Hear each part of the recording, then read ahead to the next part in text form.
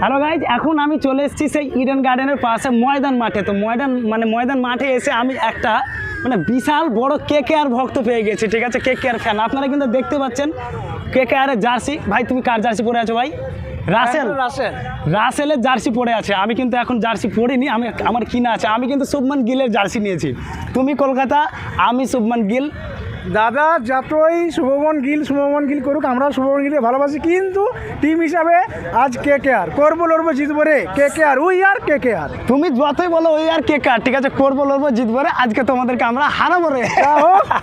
দাদা যেটা মনে একটা আনন্দ জাগছে, কিছু সাময়িক আনন্দ করে নেই।